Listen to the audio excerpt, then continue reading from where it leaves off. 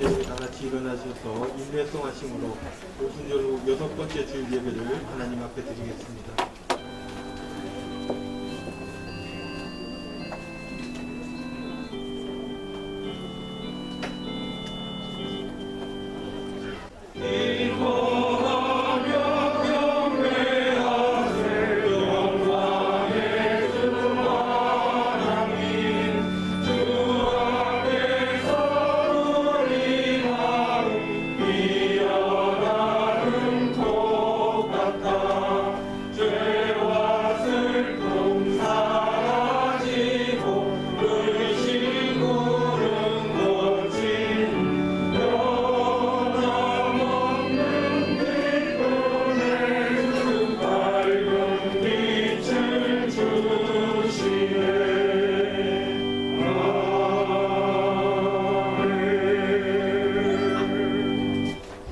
여호와의 집 우리 여호와의 성전 곧 우리 하나님의 성전 뜰에 서 있는 너희여 여호와를 찬송하라.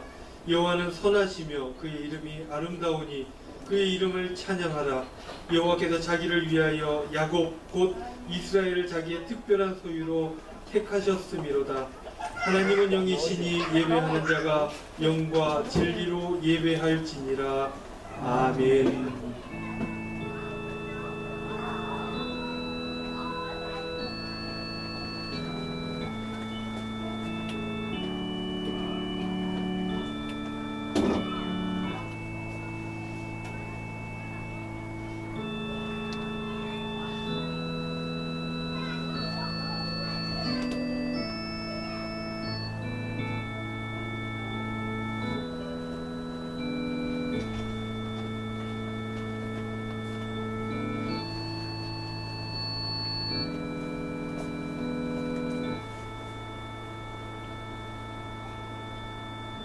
은혜로우신 아버지 하나님, 무더위가 기승을 부리는 7월의 첫 주간입니다. 저희들의 영육간의 강건함을 붙들어 주시고 일터와 가정과 교회를 지켜주신 그 은혜에 더욱 감사를 드립니다. 저희들이 이렇게 약속을 따라 주님 전으로 나왔습니다. 주님 사랑하시는 주의 백성들 기억하여 주시고 오늘 이 순간도 은혜를 더하여 주시옵소서. 저희들 영과 진리로 예배합니다. 마음과 뜻과 정성을 다해 드리는 저희들의 이 예배를 기쁘게 받아 주시옵소서. 예수님의 이름으로 기원하오며 이 시간 저희들의 죄와 허물을 회개하는 마음으로 하나님께 나아갑니다.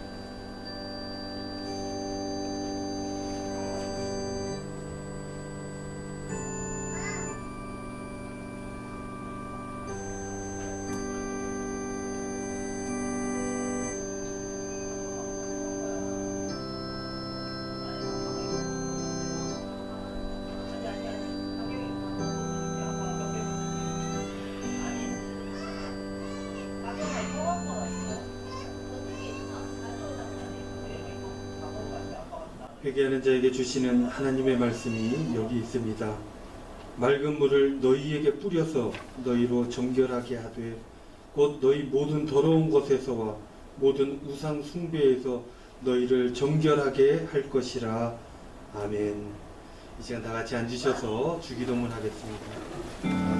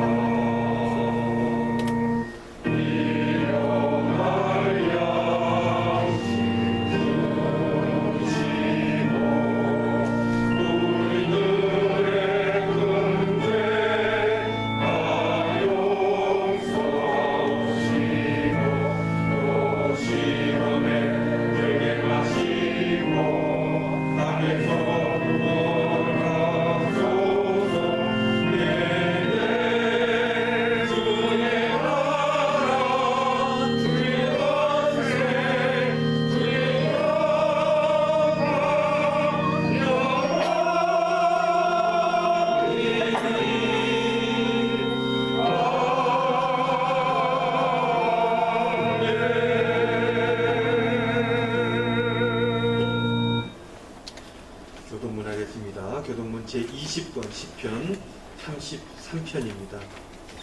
이것이 교독합니다. 너희 의인들아 여호와를 즐거워하라. 찬송은 정직한 자들이 마땅히 할 바로다.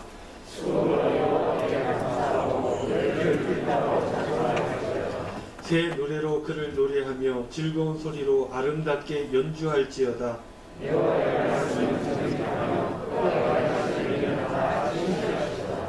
그의 공의와 정의를 사랑하시며 세상에는 여호와의 인자하심이 충만하도다.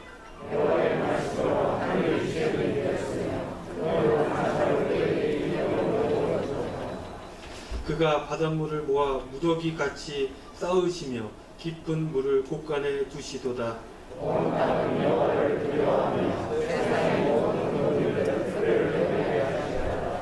아멘. 다 같이 찬송가 79장 찬송 드리겠습니다. 찬송 후에 정성재 장로님 기도하시겠습니다.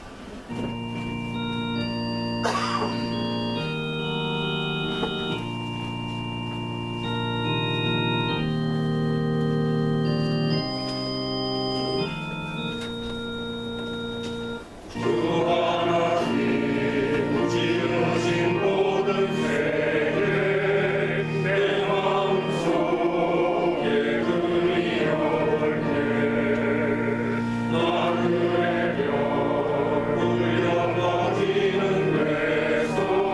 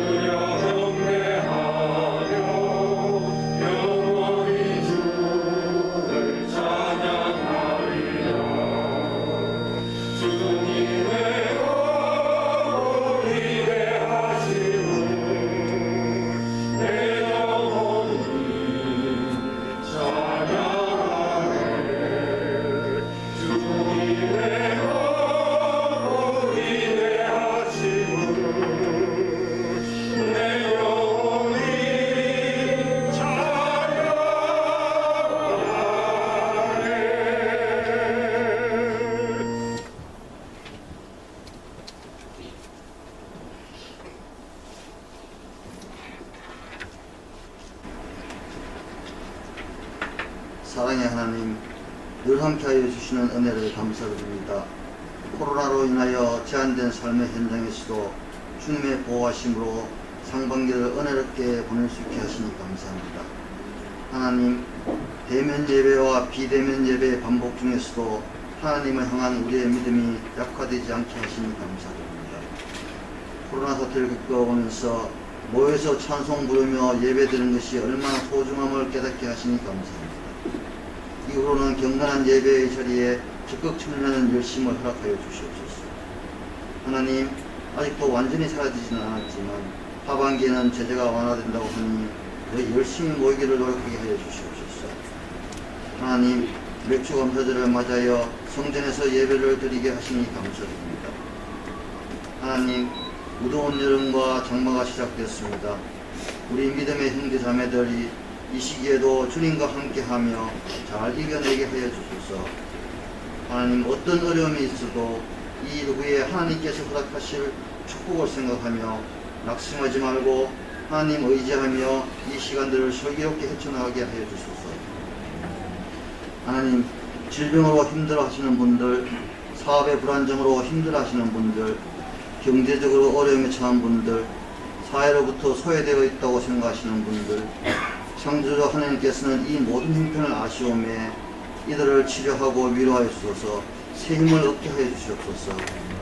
특히 연로하신 집사님, 권사님, 장로님들의 건강을 지켜주시옵고, 수술 후 회복 중에 있으신 신홍인 장로님, 김희숙 권사님, 이명희 집사님 건강이 잘 회복되게 하시며, 재활을 통하여 점점 좋아지는 모습을 보이시는 신명순 집사님과 하암군을 앞으로 더 강건하게 하여 주시옵소서. 하나님, 지금까지 지내온 것, 이 자리에 있게 된 것, 이 모든 것이 내가 잘났어가 아니라 모든 것이 하나님 주신 은혜임을 늘 생각하면서 겸손한 마음으로 살아가게 하소서. 하나님, 교회학교 여름 수련회를 계획하고 있습니다. 예전처럼 집중하여 행사를 하지는 못하지만 학생들이 매주 참여해서 우리 교회의 미를 잘 이끌어갈 인재들로 성장시켜 주시기를 소망합니다. 많은 것을 준비해야 하는 목사님과 선생님들에게 지혜와 건강을 주시고 축복하여 주셔서 은혜로운 수련회가 되게 하여 주시옵소서.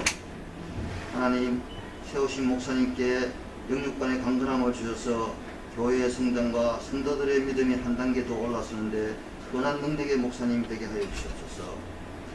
하나님, 감상동 선전을 떠나온 지 2해가 지나갑니다. 아직 교회 부지를 걱정하지 못하고 있습니다. 우리는 마음의 조바심이 있습니다. 그러나 우리의 때가 아닌 하나님의 때가 있음을 압니다. 지어질 성전에서 우리 성도들이 합심하여 이웃들에게 하나님의 축복이 흘러가는 축복의 통로가 되는 우리 은광교회가 되기를 소원합니다. 하나님, 젊은 가정들이 많이 모이고 이 가정들을 통하여 교회학교가 번성하게 되기를 소망합니다.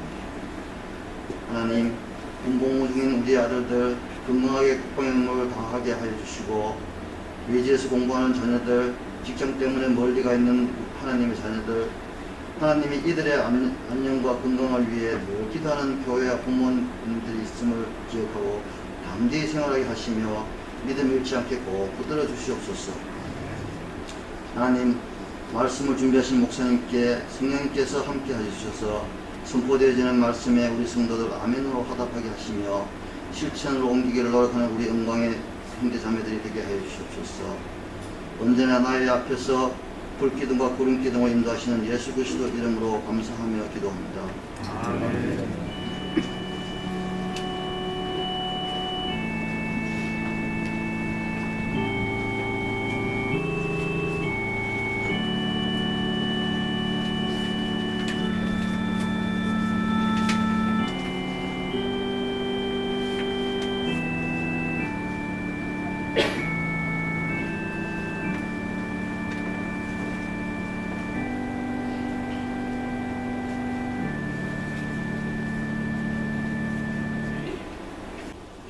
교회 소식 전해드립니다. 우리 소식 나누기 전에 우리 서로 인사 먼저 하겠습니다. 앞에 저 있는 분들 잘 오셨습니다. 반갑습니다. 오늘도 귀한 은혜 받고 돌아가시길 바랍니다. 서로 인사하겠습니다. 감사합니다. 여러분들 한 주간 잘 지냈습니까? 네, 예, 이제 장마가 시작된다고 하는데 오늘 감사하게도 비가 안 옵니다. 그런데 장마가 시작되고 후덥지근한 날씨가 시작될 텐데 여러분들 건강 유의하시고 건강 잘 챙기시기를 부탁을 드리겠습니다.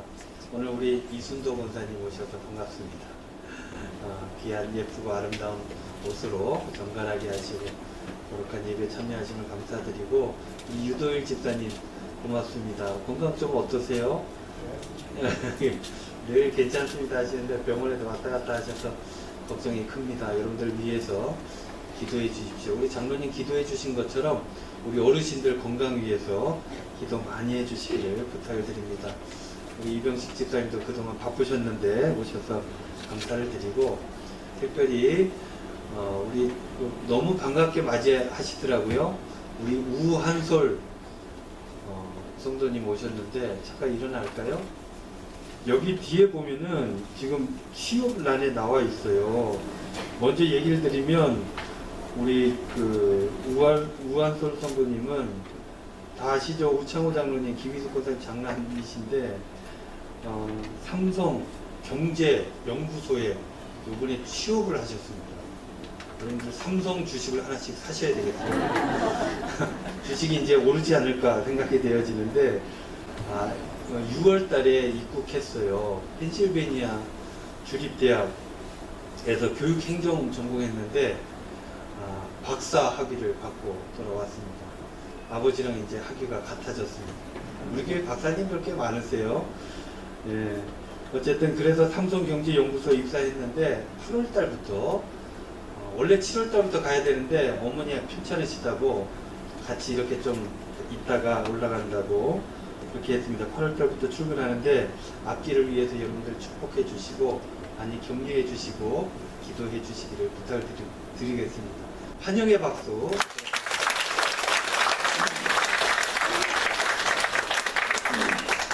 감사합니다. 이제 권사님 장가도 가야 되죠? 네. 그것도 기도 제목 가운데 하나가 되지 않을까 싶습니다. 오늘은 성령 강림절 후 6번째 주일입니다.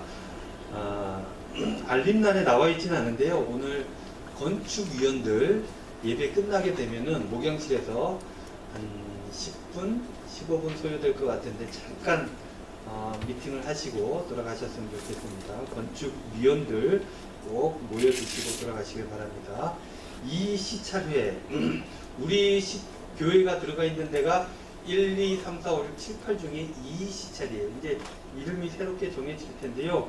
첫 번째 모임을 갖게 됩니다. 화요일 날 오후 2시에 삼덕교회당에서 있게 된다는 거 알려드리고요. 재직회, 2분기 후 재직회가 7월 11일 다음 주입니다.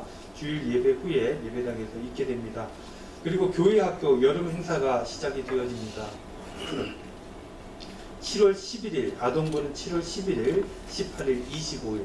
주중에는 모이지 않습니다. 모임이 가능하나 자제하기로 했습니다. 그래서 주일날 예배로 그 시간들을 알차게 때우기로 했고, 주제는 에스겔과 비밀의 문, 생명을 살리는 하나님입니다. 그리고 중고등부는 7월 25일하고 8월 1일 주일 양일간에 거쳐서 하게 되는데 12시 30분부터 2시까지 은광교회 이 예배당에서 있게 됩니다. 여러분들 위해서 기도해 주시고요. 아동부는 임경일 권사님이 부장이시고 중고등부는 김춘수 집사님께서 부장이십니다. 여러분들 기도하시다가 마음에 동함이 있거든 찬조도 많이 해주시기를 바랍니다. 이게 교회에서 먹고 이렇게 하면은 오히려 돈이 더 조금 드는데 그거 못하고 다른 프로그램들로 채우려고 하니까 비용이 많이 발생하나 봅니다. 기도하시다가 여러분들 참조도 같이 해주시면 감사를 드리겠습니다. 성경 1독 광고입니다. 우리 강정대 장로님 올해 들어서 벌써 3독 하셨습니다. 선물 지금 전해주시죠. 올해는 선물 뭔지 아시죠? 1독 선물 모르십니까? 네, 반찬통입니다. 락앤락인데 여러분들 많이 가져가셔서 사용해 주시면 좋겠는데요. 우리 김성숙 권사님도 1독 하셨습니다. 우리 축하의 박수 하도록 하겠습니다. 감사를 드리고요. 선교지 후원을 위해 블루베리를 판매하고 있습니다. 벌써 다 팔렸던 한 개 남았습니까? 네? 다 팔렸습니까? 이거 광고할 필요가 없게 되어 버렸는데 우리 원로 목사님하고 사모님하고 요즘 저기 별장에 거제도에 가 계시잖아요. 거기에 보면 블루베리 나무가 많이 있대요. 열매가 많이 열렸대요. 근데 그것을 따다가 보니까 이것을 나누어야 되겠다. 나누고 더 좋은 생각은 선교를 해야 되겠다 하는 생각이 드셨답니다. 그래서 미얀마에 예전부터 인연이 있었던 허춘중 선교사님 계신데 여러분들 구글이나 네이버에 들어가셔서 허춘중 선교사님 이름을 치면 그 사역들이 나옵니다. 그분에게 전달하기로 했는데 1kg당 10,000원, 20,000원, 예 미안합니다. 20,000원, 유기농이다 이걸 강조해달라 그랬는데 벌써 다 팔려가지고 강조를 안 해도 될 것 같습니다. 어제 잘 우리 그 여전도에서 나와서 잘 고르고 제가 맛도 보고 했는데 참 맛있습니다. 건강을 위해서 잘 드셨으면 좋겠고 이 그 수익금은 사회 선교부 통해 가지고 미얀마로 그렇게 전달을 하도록 하겠습니다. 감사를 드리고요. 이번 주 예배당 소동 바울회에서 해주셨습니다. 우리 송창동 장로님 감사드립니다. 그리고 헌물 있습니다. 떡인데요. 우창호 장로님, 김희숙 권사님 가정에서 해주셨습니다. 두 가지 기도의 감사 제목이 있는데 첫 번째는 우리 김희숙 권사님 날로 회복이 되어져 가고 있지 않습니까? 여러 성도님들 기도해 주셔서 너무너무 감사하다 이 말씀 꼭 전해달라 그러셨고요. 그리고 우한솔 성도 취업 감사로 떡을 나누어 주셨습니다. 여러분들 한 개씩 꼭 받아가시고 집에서 맛있게 드시면서 귀 가정을 위해서 축복해 주시기를 바랍니다. 특별 찬송입니다. 다음 주에는 장로회에서 그 다음 주에는 우리 도소룡 집사님께서 특별 찬양해 주시겠습니다. 교우동정입니다. 지난주에 이어서 광고 드리는데요. 결혼 광고죠. 우리 박윤선 양, 박성원 장로님, 임경일 권사님 가정의 장녀입니다. 저도 이렇게 청첩장을 받았어요. 누구 닮았는지 따님이 엄청 미인이십니다. 우리 박성원 장로님 엄청 아까울 것 같은데 귀가정 축복해 주시고 이번 주 토요일이에요. 토요일날 오후 1시인데 인터불고 호텔에서 있게 됩니다. 많이들 참여해 주시고 축복해 주시기를 바랍니다. 주례는 우리 김원근 원로 목사님께서 주례를 서주시고 저는 기도를 하도록 하겠습니다. 이사 광고입니다. 우리 유영만 집사님, 조현양 집사님 이사하셨어요. 우리 유 집사님 오늘 괜찮으신 건 아니죠? 네, 이사하셨습니다. 좋은 데로 가셨는데 더욱더 귀 가정이 건강하고 행복하라고 여러분들 기도해 주시기를 부탁을 드립니다. 7구역에서 6구역으로 이동했다는 거 알려드립니다. 취업 광고 조금 전에 해드렸고요. 축복해 주시고 교회 미화는 오늘은 달서구, 다음 주는 중구, 서구에서 담당해 주시겠습니다. 다른 광고 없으시면 우리 이제 다 같이 일어나셔서 찬송가 50장 1절 찬송 부르면서 봉헌하겠습니다.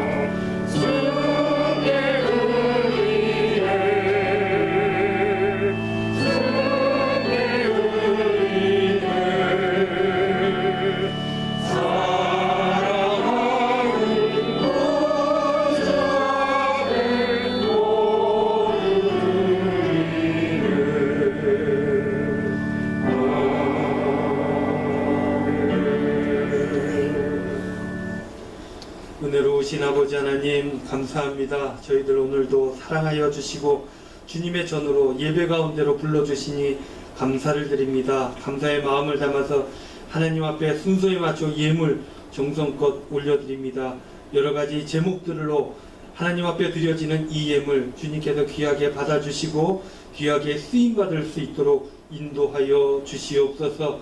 이 예물에 담겨져 있는 저희들의 마음, 정성, 근심, 걱정, 여러 기도의 제목들 주님 다 아실 줄로 믿습니다. 들어주시고 응답하시고 위로하시고 축복하셔서 우리의 삶이 하나님 앞에 더욱더 온전해져 갈 수 있도록 인도하여 주시옵소서. 부족한 종이 오늘도 간절히 기도합니다. 우리 사랑하는 성도님들 삶을 우리 하나님께서 기억하여 주시고 선하고 복된 길로 인도하여 주시옵소서. 무엇보다도 기도하옵기는 우리 성도님들의 건강을 우리 주님 지켜 주시옵소서.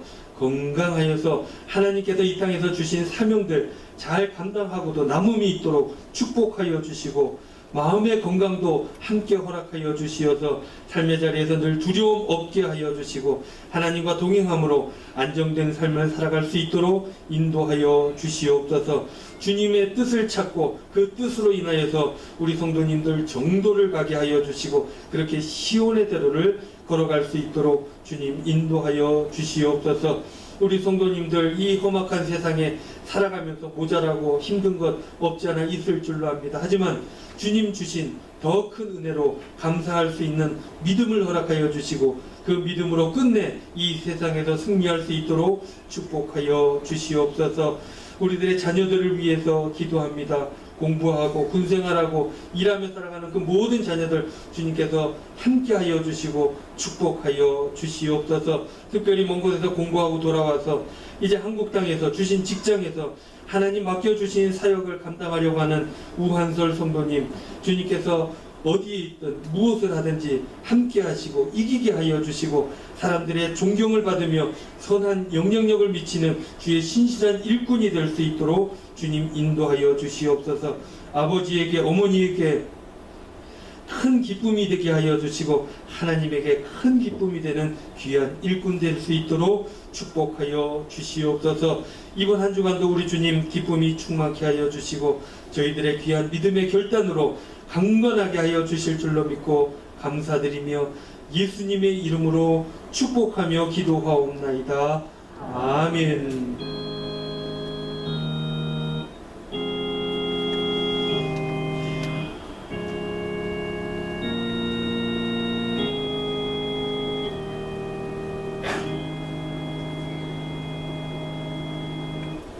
자리에 앉으시겠습니다. 이 예배 가운데 주신 하나님 말씀은 구약성경 출애굽기 20장 12절로 17절 말씀입니다.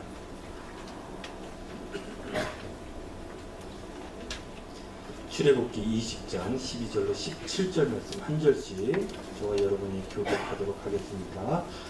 네 부모를 공경하라. 그리하면 네 하나님 여호와가 네게 준 땅에서 네 생명이 길리라. 간음하지 말라. 네 이웃에 대하여 거짓 증거하지 말라. 네 이웃의 집을 탐내지 말라. 네 이웃의 아내나 그의 남종이나 그의 여종이나 그의 소나 그의 나귀나 무릇 내 이웃의 소유를 탐내지 말라. 아멘. 특별 찬송 시간입니다. 오늘 특별 찬송은 우리 심우 권사님들 해주시겠습니다.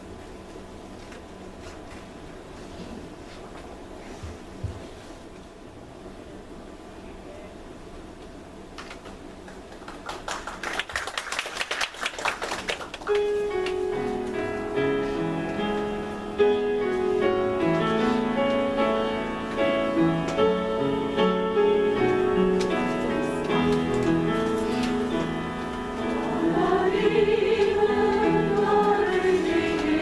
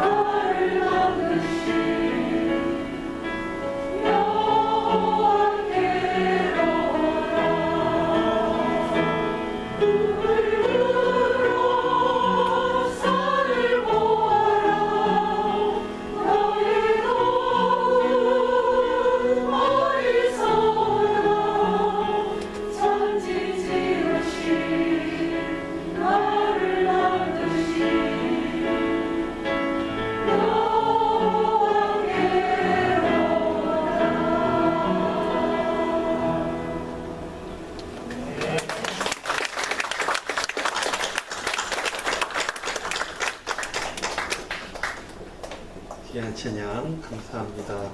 눈을 들어 산을 보아라. 예배가 그리워지는 시간이었습니다. 밥 먹을 수 있게 되면 그러면 오후 예배 시작할 텐데요. 그때 또 이 찬양 함께 나누면서 은혜를 나누었으면 좋겠습니다. 밥 먹으려면 여러분들 주사를 다 맞으셔야 됩니다. 백신 다 맞고 나면 밥을 먹을 수 있습니다. 지금도 불법은 아니에요. 자제를 권고하고 있습니다. 그래서 여러분들 주사 맞을 때가 되면 성실하게 맞아주시기를 바랍니다. 우리 권사님들 너무 좋습니다. 이렇게 나오시는데 마음이 부근하고 그럴 계획이 있습니다. 권사회를 조직할 겁니다. 그래서 권사님들 권사회 회장, 총무, 회계 이래가지고 권사님들은 교회 안에도 굉장히 중요한 사역자거든요. 그 조직을 할 텐데 이사 가게 되면 여러분들 조직하에서 좀 더 이웃들을 위해 교회를 위해 헌신할 수 있는 그 길을 열도록 하겠습니다. 늘 교회를 위해 수고하시고 헌신하시고 애쓰시는 우리 권사님들, 우리 성도님들 격려의 박수 한번 드리도록 하겠습니다. 감사합니다. 오늘 그 십계명 두 번째 시간입니다. 십계명을 두 가지로 나눌 수 있다고 했죠. 하나는 하나님과 사람과의 관계 속에서의 계명, 하나는 사람과의 관계 속에서의 이 계명, 이 두 가지 계명으로 나누어서 이해할 수 있다고 했는데, 그 첫 번째는 1계명부터 4계명까지가 그 첫 번째고, 두 번째는 5계명부터 10계명까지가 그 두 번째였습니다. 지난 주일날 1에서 4계명 함께 나누었지 않습니까? 이것을 함무라비 법전하고 비교하는 사람들도 있고 한데 전혀 다릅니다. 전혀 다르고 가만히 들여다보면 새로운 세계가 열린다는 것들을 여러분들 알 수 있게 됩니다. 하나님의 사랑이 그 안에 있다는 얘기죠. 그 첫 번째 계명이 뭐였습니까? 너희는 나 외에는 다른 신들을 내게 두지 말라. 굉장히 억압적이고 괴롭히는 하나님처럼 보여질지 모르지만 이게 사람이 사는 온전한 방법이라는 거예요. 현대인들이 섬기는 신들이 뭡니까? 우상이 재물을 섬기지 않습니까? 돈이면 다 될 것 같아요. 돈 때문에 일어나는 모든 일들 얼마나 많습니까? 재물, 권력, 과학. 하나님을 안 믿고 과학을 믿는 사람들이 많아요. 그래서 요즘 신뢰감을 주기 위해서는 이러한 형태의 어법들이 많이 생긴다고 해요. 무슨 어법이냐면 어떤 논문에 의하면, 누구누구 박사에 의하면 이렇게 하고 얘기하면 굉장히 믿는다는 거예요. 그래서 과학적인 어떤 과정과 근거를 가지고 있으면 그게 오히려 틀린다 할지라도 다 믿는다는 얘기예요. 과학을 숭배하고 있기 때문에 그렇다는 겁니다. 그리고 향락, 쾌락 얼마나 많습니까? 도처에 깔리고 있어요. 이 코로나가 요즘은 뭘 통해서 움직입니까? 유흥주점을 통해서 계속 움직이는 거예요. 홍대 난리가 났지 않습니까? 이런 신들 섬기지 말라는 것입니다. 오직 하나님만 섬기라고 하는 것은 이런 헛된 것들에 마음을 두지 않고 생명의 중심을 두고 그것들을 위해 온전한 삶을 살아가라 하는 것이 이게 첫 번째 계명이었던 것이고, 두 번째가 뭡니까? 우상을 만들지 말고 그것들을 섬기지 말라. 나는 질투하는 하나님이다. 너희들을 이만큼 사랑한다 하는 것들 보여주셨고 헛된데 마음을 뺏기지 말라 라는 것이죠. 세 번째는 뭡니까? 하나님의 이름을 망령되게 부르지 말라. 신성, 모독, 금지 규정이죠. 하나님의 이름, 하나님의 존존에서 경고망동하지 말라는 거예요. 세상 살아가면서 너무 가볍게 막 살지 말고 무겁게 거룩하게 하나님의 존존에서 살아가라 라는 것이죠. 그래야 온전한 삶을 살 수 있다는 것입니다. 네 번째는 안식일을 기억하여 거룩히 지키라. 하나님을 섬기는 일, 그리고 노동으로부터 잠시 해방되는 일, 이 쉼에 대한 이 두 가지 내용들이 이 안식일법 안에 들어가 있다는 것이죠. 약자들을 위한 법이고 일하는 모든 이들을 위한 법이었습니다. 역시 생명을 살리는데 꼭 필요한 계명이었던 것입니다. 오늘은요 5계명에서 10계명까지 이 사람들 사이에 있어야 되는 계명들을 함께 나누기를 원합니다. 다섯 번째가 무엇입니까? 첫 번째, 인간과의 관계 속에서 첫 번째 계명은 바로 부모 공경에 대한 말씀입니다. 광야에서 지내는 40년 동안 어르신들이 거동하기가 쉽지 않지 않습니까? 얼마나 힘들었겠어요? 광야에서는 텐트 생활을 했잖아요. 텐트 생활하는 이유는 옮기기 편하기 위해서요. 한 곳에 정착하지 않았어요. 이동을 했다는 얘기예요. 그러니 어르신들 모시고 다니기가 참으로 힘들고 어려웠다는 것입니다. 그래서 어떤 학자들은 그런 주장을 합니다. 이들도 일부는 고려장을 했을 것이다. 몰래 힘드니까, 어려우니까 그런 일이 있었다고 주장하기도 하는 것입니다. 이러한 삶의 배경 가운데 하나님께서는 그런 일이 절대로 있으면 안 된다 라고 강조하시기 위해서 이 계명으로 하나님께서 법을 만들어 주셨다라는 것입니다. 그런데요, 여러분들 그것보다도 성경을 보면 유대인들의 정서에는 그 옛날부터 부모 공경과 하나님 공경이 동일시되었다는 것을 알 수 있습니다. 가정 안에서 부모의 권위는 하나님 권위를 대신했던 거예요. 그래서 이게 법으로서만이 아니라 그런 정서가 이미 그들에게 있었고 그 정서가 곧 법이 되었다라는 것입니다. 그래서 우리는 지금도 이렇게 기도하죠. 은혜로우신 하나님 아버지, 이런 기도를. 어느 종교에서 자신의 신들을 아버지, 어머니 그렇게 얘기합니까? 근데 우리는 아버지와 같이 대하는 거예요. 어떤 여성 신학자들은 하나님 어머니로 바꿔 불러야 된다 이렇게 주장하는 사람들도 있습니다. 어쨌든 하나님을 부모와 동일시하는 관례가 있었다는 것입니다. 뿐만 아니라 이것을 사회적으로 다시 재해석을 해보면 연로하신 어르신들을 잘 섬기는 것, 이것을 통해서 공동체의 결속과 안정을 만들어 갔다라는 것입니다. 공동체가 어떻게 유지됩니까? 여러 조건들이 있겠지만 가장 중요한 것은 신뢰가 있어야 그 공동체가 온전해질 수 있다는 거예요. 신뢰 관계가 형성되려면 어떻게 해야 됩니까? 좀 부족해도, 나약해도, 좀 모자라도 그들을 다 품고 갈 수 있는 분위기가 있어야 됩니다. 이게 바로 신뢰 관계의 기본입니다. 약한 사람들을 더 배려해야 그 공동체가 온전해질 수 있다는 거예요. 기득권을 가진 사람들이 있다면 좀 더 희생해야 됩니다. 그래야 공동체가 결속합니다. 그리고 또 그 공동체에 대한 자부심이, 그런 사람들이 그렇게 희생을 할 때 자부심, 프라이드가 생길 수 있게 된다는 거예요. 그렇게 되어질 때 공동체는 더욱더 굳건하게 성장할 수 있게 된다는 것입니다. 경제에 대해서 제가 잘 모르지만 경제학자들도 그 얘기를 합니다.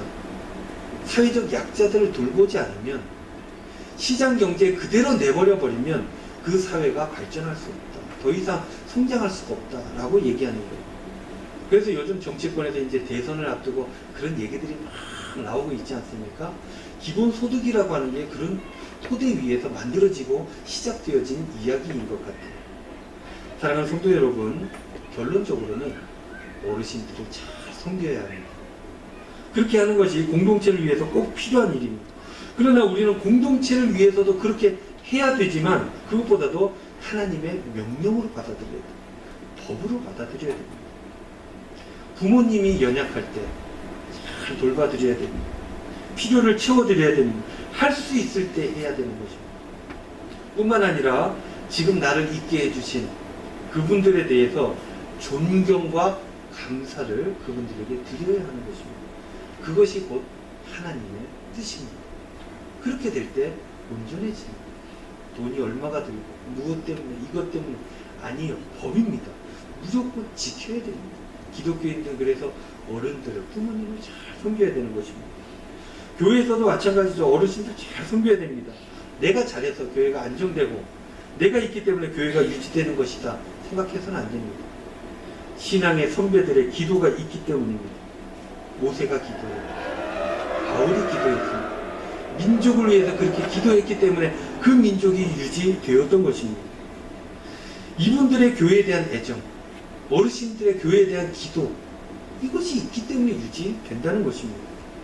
사랑하는 성도 여러분, 더욱더 잘 우리 어르신들을, 부모님을 섬기시고 그렇게 하나님의 뜻을 이루어 가시는 저와 여러분들 다 되시기를 주님의 이름으로 축원드립니다. 여섯 번째가 뭡니까? 살인을 금지하는 법이에요. 생명의 존엄성을 일깨워주는 그런 규정입니다. 뿐만 아니라 동시에 약자들의 생명을 보호해주는 그런 법이에요. 우리나라의 지금 화두가 무엇입니까? 공정이, 공정, 정의. 지금이야 그런 공정이라고 하는 것들이 중요한 화두가 되어서 이야기를 했지만 쌍팔년도 1980년대만 돌아가 보십시오. 그때는 법보다 주먹이 앞섰던 그런 시대였습니다. 그 이전은 말할 나위가 없습니다. 그러니 광야에서는 어떻게 했습니까? 광야에서는 더 심했다는 것입니다. 생명을 소중하게 여겨야 된다고 일러주시기 위해서 하나님께서는 이 법을 만드신 거예요. 그래서 출애굽기 21장 12절 말씀에 보면 이런 말씀이 있어요. 사람을 쳐 죽인 자는 반드시 죽일 것이다. 이렇게 나와 있어요. 이게 공포스러운 법이 아니라 힘이 있다고 함부로 약한 자들을 죽여서는 안 된다는 보호책이라고 하는 것입니다. 절대 죽여서는 안 된다라는 법입니다. 이 말씀을 보면요, 사고로 인해서 죽게 되면, 사고로 인해서 사람이 죽을 수도 있지 않습니까? 고의로 하지 않았는데 실수로 그랬다면 그 죽음을 준 행위를 한 이 사람을 보호하기 위해서 다른 곳으로 옮겨야 되는 법이 있습니다. 그런데 그게 아니라 고의로 내가 저 사람 꼭 힘들게 할 거야, 죽일 거야 라고 하고 그 행위를 했다면 반드시 죽여야 된다. 그게 어느 정도냐면 그 사람이 제단에 가서 제단에서 제사를 드리는 상황이다 할지라도 그 순간에라도 끌어내려서 처단해야 된다라고 법 규정이 나와 있는 것입니다. 뿐만 아니라 계속해서 부모를 치는 자, 부모를 저주하는 자도 반드시 죽여야 된다. 납치하는 자, 그 납치하여 사람을 파는 자 반드시 죽여야 된다라는 것입니다. 그런 사람들을 죽여야 된다라는 법은 그 마음, 그 뜻 안에 뭐가 있냐면 절대 죽이면 안 된다. 절대 납치해서는 안 된다. 고의로 사람을 해야서는 안 된다. 부모를 저주해서 안 된다. 부모를 쳐서는 안 된다. 라는 것들을 강조하기 위함이었다라는 것입니다. 그런데 여러분, 우리 삶의 자리에 이런 일이 없지 않습니까? 누가 누구를 죽입니까? 그런 일이 있을 수 없습니다. 그럼 우리와 상관없는 법들입니까? 그 법 정신을 봐야 되겠죠? 예수님께서는 그래서 신약시대에 이렇게 말씀하셨습니다. 마태복음 5장 말씀에 보면요, 5장 21절, 옛 사람에게 말한 바 살인하지 말라. 누구든지 살인하면 심판을 받게 되리라 하였다는 것을 너희가 들었으나 나는 너희에게 이르노니 형제에게 노하는 자마다 심판을 받게 되고 형제에 대하여 라가라. 이 라가라는 말은 바보라는 말이죠. 등신, 멍청이 이런 뜻입니다. 이렇게 얘기하는 자는 공회에 잡혀가게 되고 미련한 놈이라고 하는 자는 지옥불에 들어가게 되리라. 그러므로 예물을 제단에 드리려다가 거기서 내 형제에게 원망 들을 만한 일이 있거든 생각나거든 예물을 제단 앞에 두고 먼저 가서 형제와 화목하고 그 후에 와서 예물을 드려라 라는 말씀이 있어요. 살인하지 말라라는 율법에서 예수님께서 이렇게 얘기하신 것입니다. 이웃들에게 화내지 말아라. 상대방의 마음을 죽이지 말아라. 상처 주지 말아라 라고 말씀하신 것입니다. 사랑하는 성도 여러분, 화나는 일이 왜 없겠습니까? 안갚음하고 싶은 일이 왜 없겠습니까? 그러나 하나님의 법에는 어떻게 되어 있냐면 상처 주지 말라는 것입니다. 그런 일들을 금하라는 거예요. 불화가 있다 할지라도 빨리 화해하라는 것입니다. 예배가 어느 것보다도 중요했던 그 시대, 제사를 드리는 게 굉장히 중요한 행위 아니었습니까? 제사를 드리다가 생각나거든 예물을 거기다 놓고 돌아와서 화해부터 먼저 하고 하나님 앞에 나아가라 했을 정도로 화해하라는 얘기를 강조했다는 것입니다. 이것이 바로 살인하지 말라는 말씀에 담겨져 있는 법 정신이다 라는 것입니다. 여러분들도 모든 이들과 화목하게 그렇게 행복하게 살아가시길 바랍니다. 나는 죽이지 않았어. 그 마음까지도 하나님께서 감찰하시는 것입니다. 그래서 모든 이들과 화목하게 화해하며 살아가는 저와 여러분들 되시기를 바랍니다. 7번째는요, 간음에 관한 말씀이에요. 간음은 어떤 결과를 낳습니까? 간음이라고 하는 것은 가정을 파탄시키는 결과를 낳게 됩니다. 하나님께서는 간음으로 인해 가정이 깨어지지 않도록 이 법을 만들어 주신 거예요. 그것으로 통해서 가정이 얼마나 소중한지 이 가정을 위해서 10계명 중에 하나를 할애해서 법을 만드신 겁니다. 하나님께서는요, 인간을 창조하시면서 가족을 함께 만들어 주셨죠. 그 어떤 공동체보다도 가장 소중한 것이 이 가정이에요. 이 가정을 중요하게 여겼습니다. 이 가정이 유지되어야지 공동체가 있게 되는 것이고, 그래야 개인도 그 안에서 안정된 삶을 살아갈 수 있게 된다는 것입니다. 그런데요, 여러분, 당시 시대로 한번 돌아가 보죠. 당시에는 일부 다처가 너무나 평범한 그런 사회였습니다. 그리고 광야에서는 텐트 생활을 하게 되었던 것이죠. 지금 여러분들 집에 들어가려면 번호키를 눌러야 되잖아요. 띠띠띠띠 하면 띠리리 열립니다. 번호를 모르면 들어갈 수가 없어요. 그러나 텐트는 그렇지 않았다는 거예요. 그러니 성적으로 문란하기 쉽고, 또한 연약한 여성들이 자신을 보호하는 일이 굉장히 어려웠다는 것입니다. 우리나라도 예전에 그랬잖아요. 조선시대 귀부인들이 뭘 여기 차고 있었습니까? 은장도. 은장도가 이렇게 장식품 같지만 실제 그렇지 않았습니다. 자신을 보호하고 위기 상황에서 극복하도록 이 은장도를 늘 품고 살았다는 거예요. 이게 어떤 사회적 상황이었는지를 설명해 주는 것 아니겠습니까? 어쨌든 하나님께서는 이 여성들을 보호하고 싶으셨어요. 가정의 신성성을 지키고 싶으셨던 것입니다. 그래서 이것을 법으로 만들어 주신 것입니다. 이 법을 통해서 공동체의 시작인 이 가정을 지켜주시고 여성의 인권 또한 지켜주셨다는 것입니다. 이렇게 이 법들은 하나님께서는 약자들에 대한 관심들이 끊임없이 나타나는 것들을 볼 수 있게 되는 것이죠. 또한 8번째 법은 무엇입니까? 도둑질에 대한 말씀이죠. 광야 생활 중에서 자신의 것 지키는 게 쉽지 않았어요. 요즘 통장에 돈 넣어놓으면 안전하지 않습니까? 뭐 해킹이 있기는 하지만 비밀번호를 가르쳐주지 않으면 가져갈 수가 없어요. 그러나 텐트 생활하는 그들은 광야에서 그것을 너무나 쉽게 가져갈 수도 있고 잃어버릴 수도 있게 되는 것입니다. 그래서 이 도둑질이라고 하는 것은 사회 불신을 조장하게 되는 악 중에 악이 될 수 있다는 것이죠. 여러분들 학교 다녔을 때 이런 경험 한 번씩 해보시지 않았습니까? 친구가 선생님 돈이 없어졌어요. 이러면 여러분 어떻게 합니까? 선생님이 들어오죠. 그래서 어떻게 해요? 눈 감아라. 선생님은 다 안다. 이실직고 하면 용서해 줄게. 가정한 친구는 조용히 손만 들어. 그럼 막 누가 가져갔나 너무 궁금하지 않습니까? 근데 누가 손을 들었어요. 됐어, 눈 떠. 이러면 이제 정리되는 겁니다. 그러면 괜찮아져요. 근데 아무도 손을 안 들었어요. 그럼 어떻게 됩니까? 잃어버린 친구는 있고 가져간 사람은 없습니다. 그러면 다 의심하게 돼 있어요. 누가 언제 있었는데. 그러면 이 반이 어떻게 되겠어요? 그래서 이 도둑질이라고 하는 것은 공동체의 힘을 잃게 하는 것입니다. 신뢰를 깨뜨려 버립니다. 그래서 먼저 가져가고 훔쳐가고 빼앗아가고 이게 없어야 되는 것입니다. 우리나라가 얼마나 대단한 줄 아십니까? 코로나로 인해서 락다운이 벌어지고 다른 나라는 다 그랬잖아요. 우리나라만 안 했습니다. 근데 락다운이 벌어지면 그럼 어떻게 돼요? 사재기부터 하는 거예요. 신뢰가 없는 겁니다. 정부에 대한, 사회에 대한 신뢰가 없는 거예요. 그래 자기 먼저 살고 보는 거예요. 근데 우리나라는 어떻게 돼요? 줄 서잖아요. 예전에 작년 2월 달에 보세요. 마스크 없어가지고 그거 구하기 위해서 약탈하고 훔쳐가고 이게 아니라 줄을 섭니다. 막 신경질이 나서 화를 내고 욕하기는 해도 그래도 줄을 섭니다. 있는 사람들은 또 나누어줘요. 이게 신뢰예요. 도둑질하지 않는 사회이기 때문에 그런 것입니다.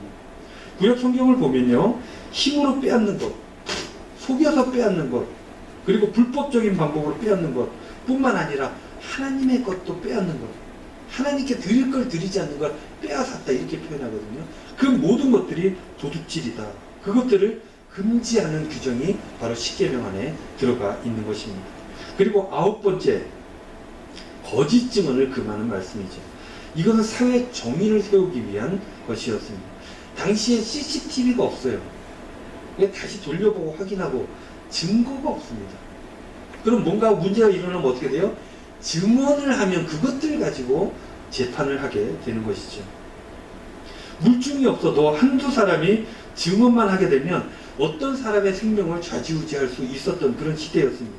따라서 이 계명은 직접적으로 가난하고 힘이 없는 그런 사람들의 권리를 지켜주기 위해서 임해한다. 이거 들키면은 법에 위배되는 일이니까 이러한 벌이 있다라는 것들을 규정해 준 것입니다. 예수님께서도 이렇게 말씀하셨죠. 5장 말씀에 보면 오직 너희 말은 옳다 옳다 아니라 아니라 하라. 이에서 지나는 것은 악으로부터 나느니라. 이렇게 말씀하셨어요. 다른 이들에 대해서 얘기하려거든 팩트만 얘기하되 예 아니오로만 간단하게 진술을 하라는 것입니다. 다르게 얘기하면 안 된다는 거예요. 여러분들 말이 번져나가면 어떻게 돼요? 살이 붙게 돼 있어요. 그래서 여러분들 그 복음서도 보면 사람들 사회는 다 그런 거예요. 마가복음이 제일 먼저 쓰여졌거든요. 그게 제일 짧아요. 마태, 누가는 나중에 쓰여졌어요. 마가복음보다 더 길어집니다. 살이 붙은 거예요. 생각이 들어가는 거예요. 가치가 들어가는 겁니다. 그것처럼 다른 사람들의 얘기도 옮겨지면 살이 붙게 돼 있어요. 그거 조심하라는 것입니다. 다르게 얘기하거나 다르게 느끼도록 나는 죄 짓지 않았어. 하지만 저 사람은 다르게 느낄 수 있도록 얘기하는 것 다 죄라는 것입니다. 그것이 악으로부터 나는 일이다 라고 예수님께서도 말씀하신 것입니다. 그래서 지금도 마찬가지예요. 다른 사람에 대해서 얘기할 때 굉장히 조심해야 돼요. 왜냐? 모르니까. 그 상황들을 다 모르는데 왜 저랬는지, 왜 저렇게 했는지, 왜 저럴 수밖에 없었는지 모른다는 거예요. 그래서 내가 본 것만 예, 아니요로 그것도 필요에 따라서 얘기할 뿐이지 더 이상의 말을 하면 안 된다는 것입니다. 그래야 공동체가 성숙하고 온전해질 수 있게 되는 것입니다. 10번째 법은 무엇입니까? 탐욕에 대한 말씀이죠. 남의 것을 탐내지 말라. 탐욕 금지 조항입니다. 탐욕이 뭡니까? 지나치게 탐하는 욕심, 이렇게 정의하고 있는데요. 그럼 여러분 욕심이 뭡니까? 분수에 넘치게 무엇을 탐하고자 누리고자 하는 그 마음, 이것을 욕심이라고 정리하고 있어요. 근데 여러분 욕심이라는 게 나쁜 것만은 아닙니다. 욕심이 있어야 더 좋아질 수도 있고 발전할 수도 있게 되는 거예요. 지금 상황을 극복하고자 하는 마음이 있어야, 욕구들이 있어야 사회가 발전하게 되어 있다는 것입니다. 그런데 10번째 계명을 보면은 좀 더 구체화되어 있어요. 무엇을 탐내지 말라고요? 남의 것을 탐내지 말라. 교회를 위해서, 가정을 위해서, 우리 식구들을 위해서 애쓰는 것, 더 좋아지고 싶은 것, 이거는 좋은 것이 돼. 남들 것을 바라보면서 저게 내 거였으면, 내가 가졌으면 어떻게 해볼까 하는 생각 자체가 죄라는 것입니다. 내가 없는데 남들에게 있는 것, 남들에게 많은 것, 그것들을 비교하고 탐하는 것, 이것을 금지한 것입니다. 17절 말씀에 보면 내 이웃, 너의 이웃의 집을 탐내지 말라. 이웃의 집을 탐내. 그래서 제가 요즘 부동산이 되게 시끄럽지 않습니까?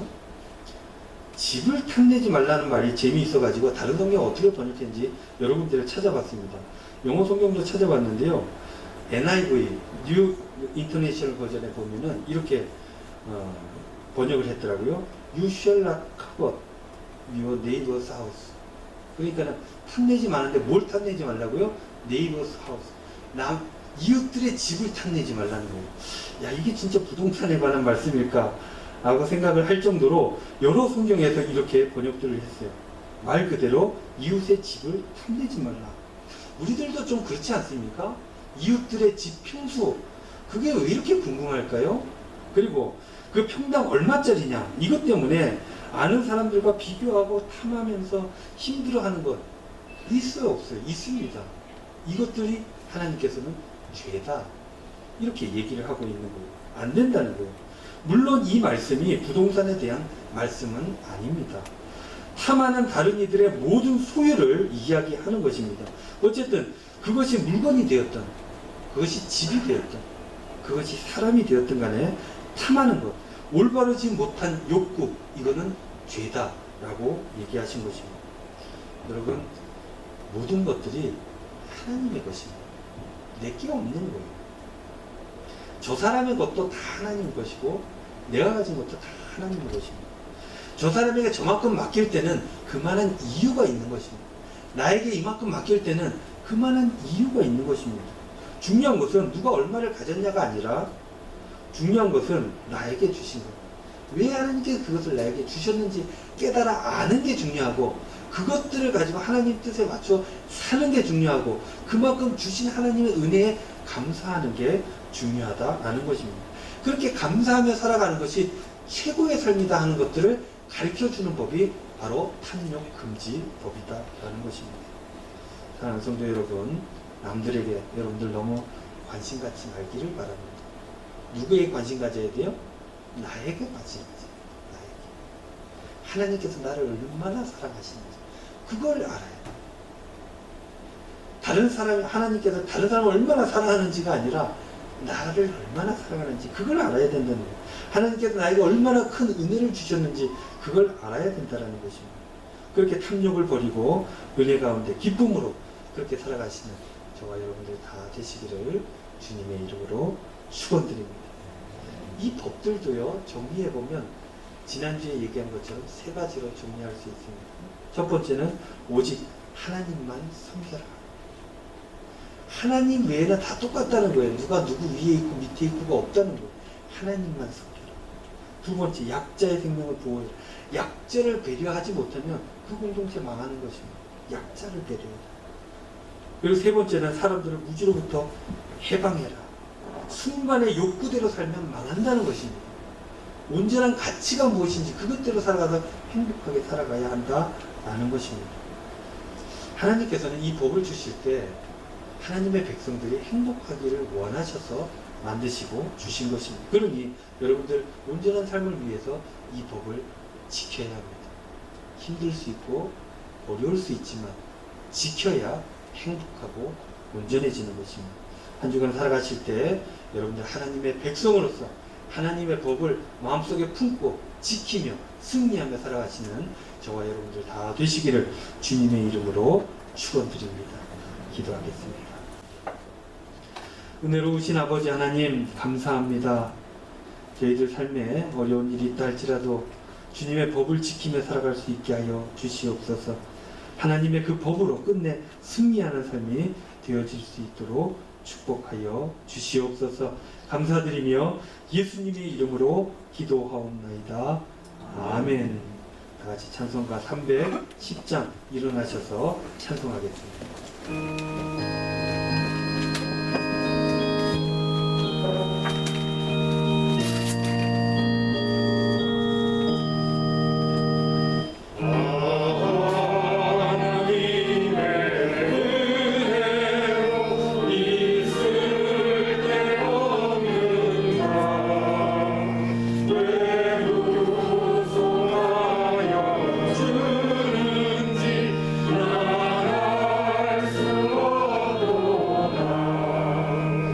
내가